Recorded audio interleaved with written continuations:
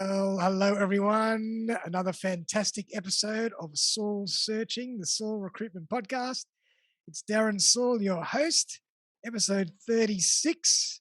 Oof. And today we're going to be chatting about the fact that you have to think before you click. The boogie monster is out there. No, not the banks, cyber criminals Mm-mm. with Kristof Kazmer. Cybersecurity is proving to be an essential part of our everyday lives in today's technological world. Cybersecurity incidents have been consistently on the rise since 2019, according to the Australian Cybersecurity Centre, and it is understandable as to why, as businesses become increasingly geo independent and have remote workers. As Mm. technology continues to grow, so do hacking techniques and efforts. So today we have the fantastic Kristof Kazmer in the house. How you doing, Kristof?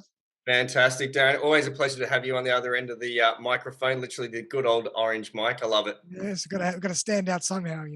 mate. That's it. That's it. It's a great way to do it. So everyone out there who doesn't know who Kristof is, you should. Having been in the technology game for over 30 years, Kristof comes with a wealth of experience and knowledge. He's a divergent thinker, and like the song goes, there's not a problem that he can't fix, and he can do it in the mix. Kristof is inspired by making people's lives better, especially through technology. Mm. And he is here today to help us think about how cybersecurity in a different way. So we're going to discuss aspects of cyber protection, preventative methods, which we can all use to our advantage. Totally. Absolutely, man. So great stuff. I mean, it's amazing how much more spam and hacking and, SMS. SMSs. I'm getting stuff every day, left, right, and center, and I'm so scared. I don't know who to trust anymore. I don't know what to do. So it's a fantastic topic. Yeah. Look, and it's funny you should say that. It's an increasing rapid rate of, let's call it, malware phishing, cybersecurity attacks, and if you're like any of us in Australia, you probably are getting a ton more spam. You're Oh, going to get those text messages that look legit, yeah, and you think, Did I did I try and call Telstra? yeah. Or no, Or maybe I my didn't. invoice Well, hold isn't on, paid, or what? Like all this rubbish. mate. And it's getting more and more, advanced. And that's the interesting part. The disadvantage of where we are as a challenge globally right now has meant that people have more time in their hands, which means that the increase, ingenuity might be the right word. I don't know. For cyber criminals has actually gone through the roof, and that obviously crime has to go from one way, be it physical or into digital. And yeah, the increase of cyber as a service, so to speak, and that is in attacks as well as in defense, has meant that more and more people are being bombarded, let's say, by these sort of potential threats out there. Absolutely. And, we've spoken offline about this, but, it's such a modern, busy world. We're getting bombarded with a million types of messaging from Zoom to Mm. Skype to WhatsApp to SMS to emails to, you know, social media. We don't have time half the time to really qualify. And sometimes we fall into the trap of reacting too quickly and pressing that button and too late, they got me. Yeah, and that's become an issue, right? I mean, so part of the whole reason for our webinar today is to give people a couple of security measures that they can use and implement quickly. Yep. Don't get me wrong, some of it is inconvenient because it does add a layer of security, but that's the whole point, right? If you're thinking convenience, this is the biggest problem, Darren. So Facebook invented itself, 2005 or era or so, and part of that meant that social media meant that there are now social integrations to pretty much everything online. Think about it: when you order a brand new pair of shoes from somewhere, you can go sign up with an account from Facebook, I know. and because of that, your information starts being shared, right? And therefore, it becomes a little bit easier to get access to your details. And suddenly, Darren did some shopping on Rebel.com as an example. Um, and someone has seen some of that traffic and has sent you an email saying, "Hey, Darren, your order is delayed. We need you to update your details." Looks like it's completely legitimate. Unfortunately, that's because people are sniffing what they're doing out there, and the word sniffing means that they're actually investigating the traffic that you use across the internet to make a profile about you, right? And part of that, I'll give you an example, Darren, just a brief one, is Sure. when we start posting, I'm sure you've seen these, right, on Facebook. tell me your, first street address, tell me your pet's name, Yep. tell me, your First favorite school, food. name of your first street, your first car model, whatever. Bingo, right? Have you ever seen the security questions that people ask for? Yep.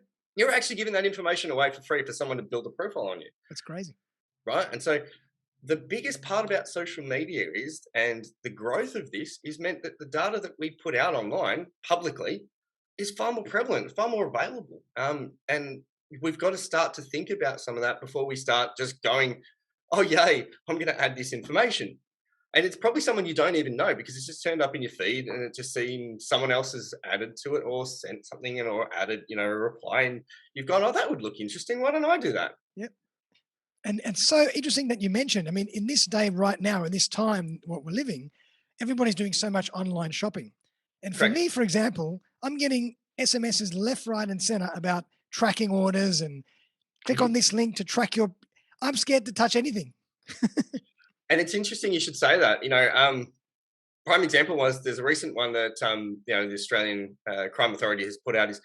It's around voicemail. So it's saying your voicemail has been corrupted, which was very hard to do in this day and age. So click on the link here, which instantly then steps you through a process for siphoning information out of you potentially, right? And then Crazy. same thing is cyber criminals are using those links to therefore embed software onto your phone, which means that they can start to tap your activity off your phone, and then using that activity, they can then get access to your accounts, be it banking, be it, shopping, whatever it is.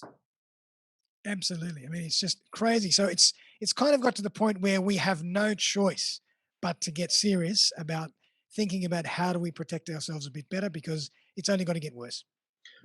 Mate, an unfortunate part is, if you think about it, a person, or I should say a business is, held to ransom 1 every 10 minutes in Australia right now to cyber threats, right? In the time that you and I have literally been speaking, Yep. there has been one business who is now being held to ransom using something like ransomware or malware to hold their critical assets to ransom until you pay it out. Yep. Now, the worst part about this is, Daz, think about how, if we were talking in 2019, we were talking in 2019, people went into offices, you had the ability to secure an environment. Yep. The current challenge is that people are working from home more than they ever were. They have to. And, thankful for the fact that we can work from home, firstly, but that's added another layer of, security loopholes to access your corporate network. And that means education. Ultimately, the biggest thing about this is education. So true. Hence why we're doing all of these, podcasts, webinars, etc., and talking with yourself, so that people can see just a small few things, and that will help change how they think about, don't click that immediately. Yep. Going, oh yeah, I think that looks legit. Definitely. Think before you click. I love that. It's just perfect. If you can just remember those 4 words, it can save you a lot of trouble. Yes, mate. That is my favorite catchphrase, and thank you for reminding me. That was going to be my ending note, and it will be too. So what I'd love to know is, do you think that some people or some organizations or individuals versus corporates are more susceptible, or do we have to all be as aggressive in how we think about this? Look, vigilance is something I suggest everyone does, regardless. There used to be a time, for example, where we'd go to a cafe and use their Wi-Fi, and so therefore you'd be more susceptible potentially to publicly being, let's call it, sniffed. That's right. The moment is because of the ingenuity of cyber attackers, they're starting to find things like, for example, your voice assistants at home. So put up your hand if you've got a Google, if you've got Siri, or if you've got Alexa, or you've got a similar compatible device at home. Yep, I've got one right there. Correct, right? All I need to do is say, hey, Google, and therefore you activate that service in the background. So part of that means that people are now being able to... I found these results on there you go. There she goes. Thank you. I'm surprised mine didn't turn on. Anyway, that's good. As part of that, they're starting to use that as an entryway to your Wi-Fi, for example, and from that, they're actually able to then filter down to your desktops or your mobile devices, right? So is there anyone who is safe? No, not really, honestly. The truth of the matter is you've got to be more vigilant regardless of where you are, now more than ever, because disparately working from home, you don't have your IT guy next to you. You don't have your colleague next to you to just go, hey, Daz, is this you? Or bring up your guy next to you and the IT guy quickly and just go, hey, just got this email. What do you want me to do? And so that's number one, your strategy. Don't be scared to pick up the phone and ask. Check. Ask. Yep. Yeah. Think. First thing. Prime example is if you sent me an email and saying, "Hey, Kristof, thanks for your work on it. Here's an invoice." I go, "Daz, where did that come from?" "Hey, Darren, what's been happening?" Just got an email from you." "Did you?" There you go. Right. This is the thing. First things first. Validate. Verify. It's not a hard thing to do. It really isn't. Don't click on a link.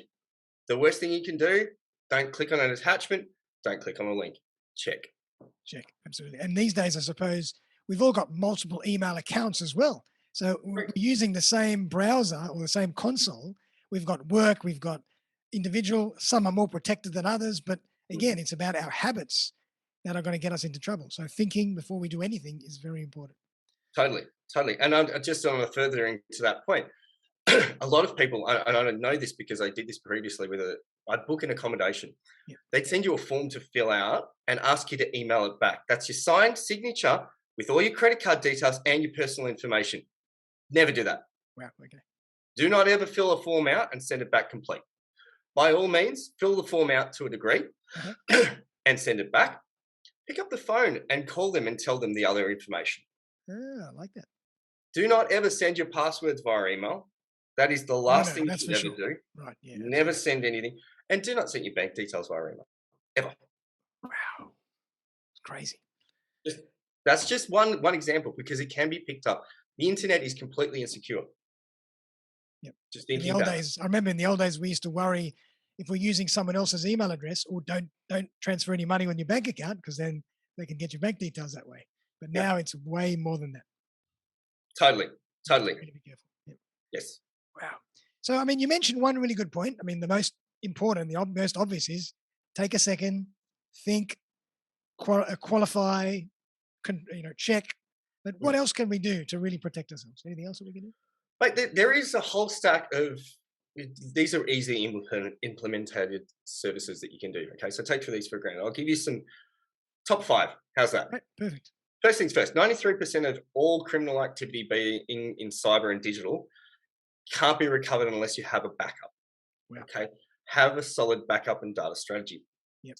Very simplistically, most businesses, for example, small to medium, have got a SaaS-based software. They use Microsoft 365, for example, but they haven't got an implementation of a backup that's external to that service, or haven't got a data strategy that means that they can actually extricate that data out of that platform. Or same thing on your laptop. Yeah. Keep a copy of it either in the cloud or on an external drive that is air gapped or not connected to your machine at any given time. Perfect. Now, the reason being is that most cyber criminal activity doesn't occur on the spot. It actually occurs anywhere in the weeks beforehand because they embed themselves on your device and then take advantage of it future past. And what that means is by the time you've got your data off, it's already been encrypted with their protocols as well anyway, which means you can't recover. Wow. So, first one. Second, we've talked about this to the hills just before. Ask. Yeah. Simple. Ask. Do not be scared to pick up the phone, send an email, call me. I'm more than happy for anyone to reach out.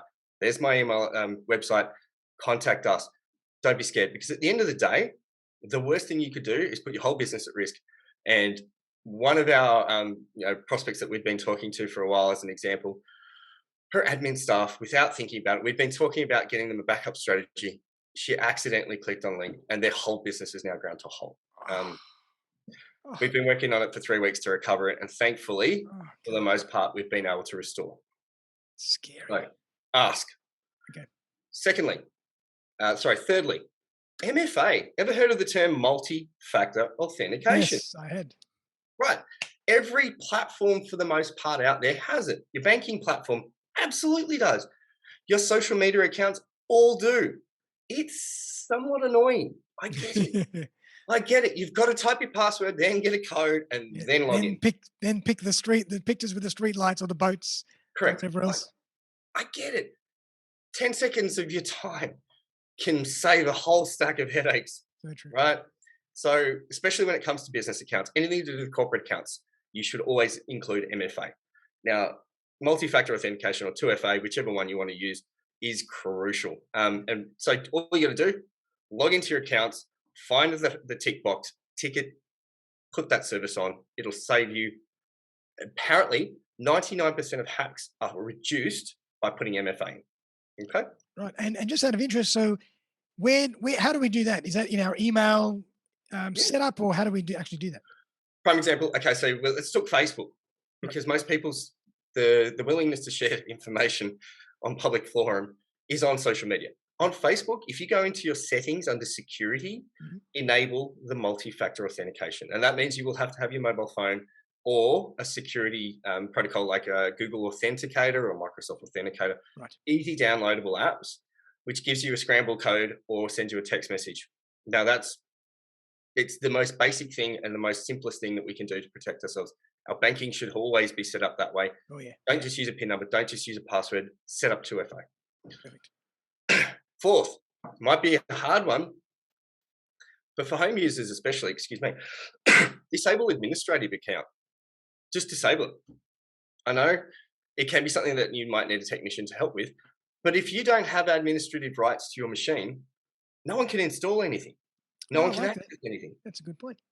So guess what? Most of the time, once we're at our home machine, when was the last time you installed something, Darren? Really? Exactly. Yeah. But a malware or a phishing device or as such has to embed something on your platform for it to use to execute. Right. So guess what? If you remove the option for it to be able to do that, it'll warn you on your screen saying, this is trying to install, please approve. And I suppose, can you set it up in the way that you turn it off, but then when you want to do something, you turn it on and then you turn it off? Yeah, absolutely. You can actually, so if you set it up, what you do is it would take a little bit of technical nous to be able to do this, but it would still be something I'd suggest anyone does it. Is when you run an application, you can run it as an administrator. That's fine. But yeah, the whole concept of being that way is that, if you're just working away and you've clicked on something and it's starting to try and install in the background, it'll prompt you. And then instant computer says, no. We'll say no to that. Thank you. And then you'll know, you'll get a few hints about the fact that you've actually done something that's malicious and you should probably have not done that in the first place. Perfect. Yeah, awesome. Fifth, and the most simplest, have a reputable security software on your device. Ultimately, the easiest way, the amount of money that these software products put into finding threats, finding codes, finding executable products that actually will invest in security, malware searches, etc. You can't beat that. You can't as a user beat that. Okay, so first line of defense, simplest line of defense. So that's your top 5 that you can do with very little cost to actually be able to secure yourself much better, as a home user, but also as a corporate user. I mean, these are the things that my biggest one at the moment is small to medium businesses. Anything from 5 to 10. If you consider yourself, you probably don't have an IT guy. You probably do have a guy who you occasionally call for help. But right now, setting these strategies up and getting yourself secure can mean the difference between you being able to function today and you having serious issues tomorrow. Wow, amazing. And I want to just expand on that last point as well, because I've always been confused myself. Do we go for a firewall? Do we go for antivirus? Do we do both? Which products do you think are better than others? Mate, to be honest with you, Darren, I don't like to tout products, okay? Because at the end of the day, horses for courses. Okay. My suggestion is, if you have one that's familiar, don't just pick an antivirus, because antivirus doesn't pick on malware and it doesn't pick on phishing attacks, etc. There are a lot of secure products, Security 360 products out there that you can use. To be fair, in the corporate instance, I wouldn't be using a branded one. We use a different version from what we provide, because that means that the cybersecurity, vigilantes out there, for example, are more inclined to install that and then to work around it themselves. So good point. The more high level intelligent security products there are out there, they're less inclined to be hacked. Perfect. So in other words as well, the ones that are less common on the market are probably more protective because they won't spend a lot of time because they know not as many people have them. Some, because I'll give you an example. Yes, that may be relevant in some distinctions, but if you consider that the investment that those smaller companies put in Mhm. is nowhere near as much as the bigger ones. So there's a balance. There are some really good, well-known brands out there that do that, and then there are some smaller ones which I would probably not put my money in. Right. Gotcha. Gotcha. Perfect. Wow. And do you have any stats, or do you find, you have any insights into which type of breaches are more common than others? Sure, sure. At the moment, literally, malware is just the biggest Right. one, and that's literally just someone sends you an email, someone sends you a link to your SMS, and you click on it. Right. Right. So there's typical links. Correct. And they're the highest at the moment. They're equating to around 40% of Wow. the current threats that have been taken over. The biggest one is that if someone's to crypto lock your machine or your servers or your infrastructure or your data, that's the next biggest one, because what happens is they can then get from a malware to crypto locking. And in so doing, literally, they just encrypt everything on your system, pop up with a notification on your screen saying, send this money to a Bitcoin or similar account, and we'll unlock your Scary. account. Scary. Yeah, and look, it was funny though, Darren. If you think about it, this is whole the evolution around whole cyber threats, right? They used to throw out ridiculous amounts, so they would encrypt, a 5 to 10 seat business, and throw out a ransom saying you have to pay $250,000 or you won't get your data back. These businesses couldn't afford it, That's right. so okay, fair enough. The cost of business was 250,000, or do I just forgo all that information, move on, Start again. right? Yep. Or do I just clear that data and just try and recoup what I can from my local machines, etc., etc. Cybersecurity are getting a bit sorry, cyber individuals are getting a bit more aware of this, and so they're starting to send $10,000 unlock bounties, for example, Yeah. and that means that more often than not, people are actually going, I can't afford not to be in business, or I can't afford to not rebuild my data, so they're paying it. And that brings up a really good point. I mean, who's to say that if you pay it, they might not ask for it again, or they might still not give you what you need? Correct. What do you do? And that's the ultimate risk. So, and as an example, in the US, there's actually being a bill passed right now saying it's going to be illegal to pay a ransom on cyber fraud, for example. Right. In Australia, it would take a lot more for that bill to be passed through the political system as it would in the US. Mm.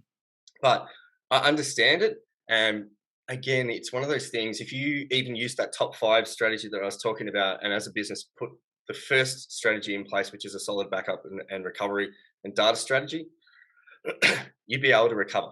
So you would incur costs. Don't get me wrong. You would incur some pain and outage, but the recovery period and the costs would be far less. Absolutely. And I suppose if you had a backup of everything, you could just say, all right, that machine or that network is corrupted. Let's just close it down. I've still got all my information. We'll start again over here. Well, effectively, you would recover it to an offsite, make Yep. sure you could get access to everything, Yep. and it wasn't you'd air gap it ultimately, so that you could just make sure that it didn't have any of the malware, etc., or crypto locking on that on that machine backup. Crazy. And then yeah, you lose a few days worth of work, possibly more than likely you'd lose a week or two, but then you'd recover the data in other ways, and yeah, you'd be back up and running pretty quickly. Crazy. And so, like, and businesses that, if people, individuals or businesses, come across this situation, what would be your advice? Don't think about paying ransom. Call someone like you and have a chat first, see what can be Yeah, done. totally talk to someone in the industry. To be fair with you, in the last week alone, we've been called into 3 totally different businesses to help with this. Um, and it's some of them were known hacks, and so we were able to recover them, and it took some time and effort. And then there are other ones that are really embedded and deep. And yeah, it's sometimes the commercial outcomes can be quite detrimental to a business. So talk to a professional. Yeah, absolutely. Feel free to reach out. Like, go to the website, find our number, give me a call. I'm more than happy to speak through what the last 3 steps are, what does it look like, and how we can potentially help recover you. Because at the end of the day, it's the worst thing for a business, especially now. Like, we can't afford to be offline. We can't afford to be, um, you know, running around trying to get back to work when we're already challenged with other, challenges, for lack of a better term. Yeah, absolutely. And funny, as we're talking now, we're talking on Zoom, right? Even a little while back, there were a lot of concerns around the security of Zoom. Absolutely. Yeah. Has that changed or? Look, they've actually done a great job of increasing their end-to-end encryption, which means that this is a much higher level of security. AES encryption, what that means is end-to-end encryption. So when traffic goes over the wire, for lack of a better term, it gets encrypted. So when it first came out, Zoom as a platform was an open platform, so it did have the end-to-end encryption. Much the same, the reason why people started using WhatsApp, right, is because it has literally got end-to-end encryption. Right. But the problem is, all that information, whilst it is encrypted, is at the end of the day, the owner of WhatsApp is still a social media platform in Facebook. Facebook owns WhatsApp, That's right? right. That's right. They're separated, absolutely. Whether or not that data is available to them, it's questionable. Yeah. And that's a really good point, because I've always wondered when I get the choice to sign into something via Facebook, what does it actually mean? What's actually happening? I don't even know what it means. Right, so they're passing data between you and a third party. So third-party data sharing is actually one of the biggest monetary movers in the industry for data right now. Simple fact of the matter is social media has a profile on you that you could not believe. They know what your favorite food is. They Absolutely. know when and where you like to eat. They know what time They you know get up. They know what time you go to bed. They know everything. where you live. Yeah. For God's sake, it's in your profile. It's in your Yeah. photos. If you prime example, Darren, when you put a photo up on Facebook, you geo tag it, okay? Which means that Facebook knows, and this is exactly, and I'll give you a quick demonstration in the conversation. Yeah. When you take a photo, prime example on iOS, right? The same thing on Google platform, Android, etc. Yep. Get the photo, lift it up, and then suddenly underneath it, you'll see a whole stack of information. Right. And that gives you the geolocation of it, what time, what date, where it was, who, etc. Now, when you put that up on a social media platform, do you think that information gets passed across? Absolutely. Bingo. So Yeah. guess what? They now have access to a geolocation and tagging on that photo, which means that information becomes available to them, which they can share. As for example, Google might want to use that data on you. So you might have mentioned something on Facebook, or you might have said something, and all of a sudden an ad pops up on your screen. That's right. They've retargeted you. Totally. And your information is now, funnily enough, much more available. So when I say one of the best tips I suggest is get an email address that you use for online account, like for online shopping. Right. Don't use your standard email address. Go shopping, shopping at outlook.com. And have a separate password that you only use for that kind of stuff. Bingo. Right. That's a really simple thing to do, because at the end of the day, funnily enough, I guarantee you, a majority of home users use their same personal email account for shopping as they do for banking. Yep. Not a good idea, because guess what? I guarantee you, there is a 37% of people out there that have the exact same password. Crazy. And on that point, are there any better email addresses to try, or doesn't matter? Anything, Gmail, Big Pond, All the big names, Hotmail, whatever. Yeah, all the big names all have like dual authentication, MFA. So at the end of the day, that's the best way to do it. Preferential. There's no tattoo on my shoulder. Outlook, Gmail, you name it, they're all the same. As long as you can have that secondary authentication factor on it, it's always beneficial to do so. But again, separate your shopping and online email and all the information you do from your personal one. Yeah, really good point. Really, really good point. Wow. And what makes you so passionate about this particular topic? Look, I'm inspired by helping people. So ultimately, the biggest thing about this is of the amount of calls, the amount of effort that we've had to help people in the last, I'll say since around April this year, Which is not has. Yeah, look, in 2019, the Australian Cybersecurity, they created a body to help people, so you can actually go and log cyber threats, etc. But that actually brought awareness to how much of this is occurring in the industry, and so by doing that, they've actually increased the awareness, but the attention also to the same problem. So people are a bit more aware, but they're also getting attacked more.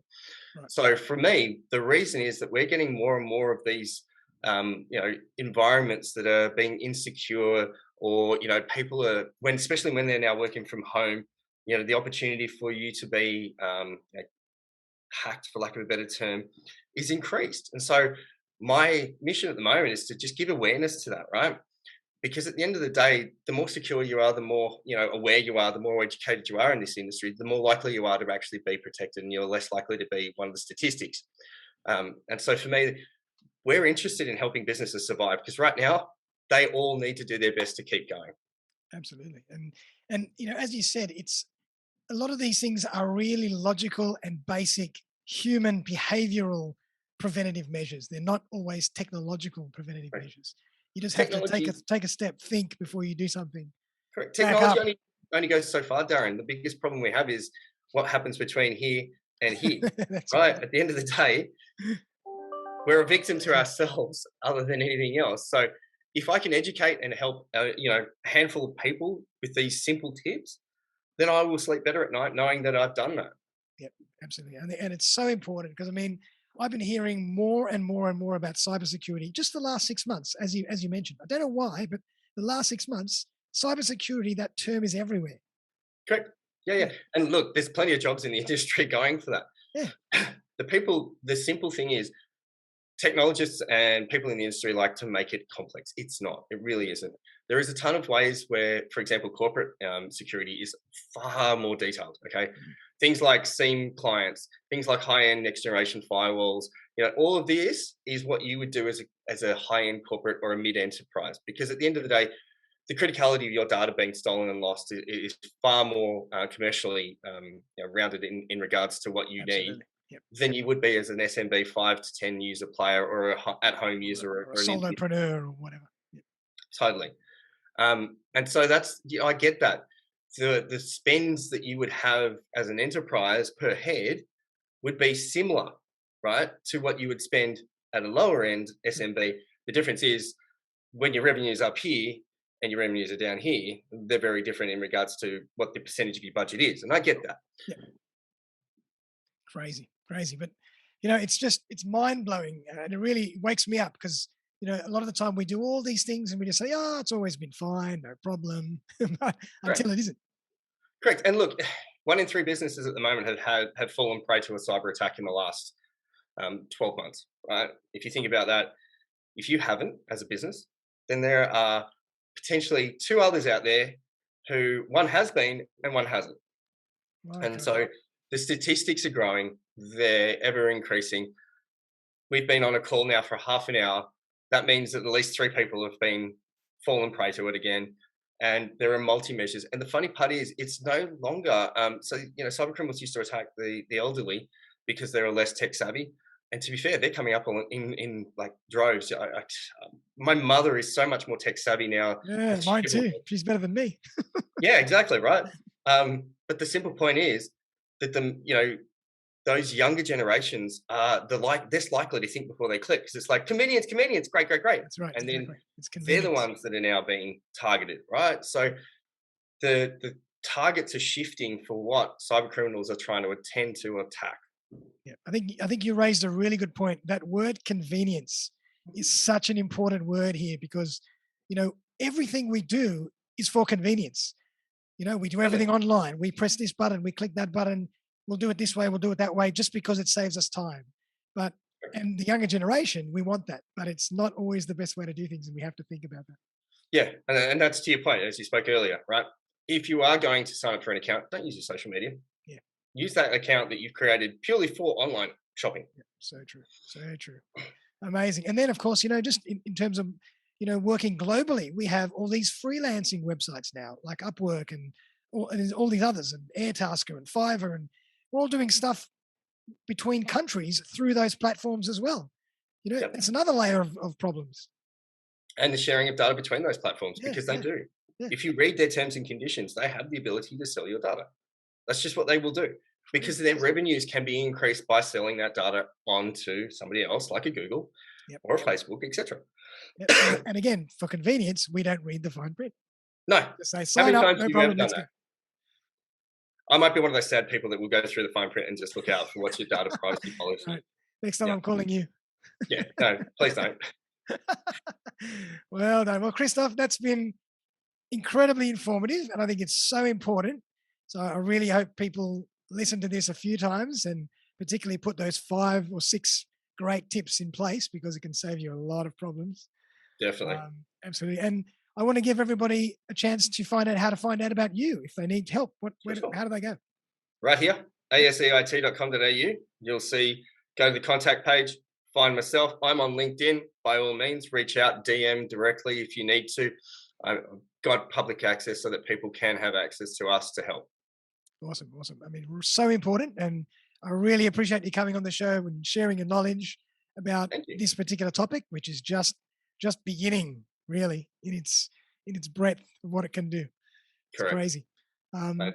so everybody out there, I hope you really enjoyed this as much as I did, and I hope you got a lot out of it. Kristof is the man, but I always like to give my guest the last word. Anything on your mind? Any Mate, you last stole tips? the words out of my mouth already. It's a simple one. Think before you click. It is one of my favorite sayings. And, if that doesn't leave anything in your resonance after this podcast, that's the only thing I'd suggest. Please think before you click. Absolutely. I would say that to yourself now 10 times. Just embed it in your brain so that anytime you do something, it'll come into your brain and you say, oh, hold on. Just take a Mate, step. to that point, Darren, feel free. Anyone wants to hop on, follow me on LinkedIn because I put quite a lot of content around cyber threats, cyber attacks, and feel free. That way, at least you can see this content. So, I've got security tips and also alerts. Prime example was I put one up last week around the SMS alerts so that, Right. people can be mindful of that. Follow myself, get those tips and tricks, and that way you can keep yourself up to date. Definitely. I mean, awareness is the key here. Awareness is the key. And awareness and good habits. Yep. Totally. So Totally. important. And look, it's like everything. If you know better, you'll do better. So true. So true. Kristof, it's been an absolute pleasure. Really appreciate it. Everybody out there, we'll see you very, very soon for another episode. Bye for now.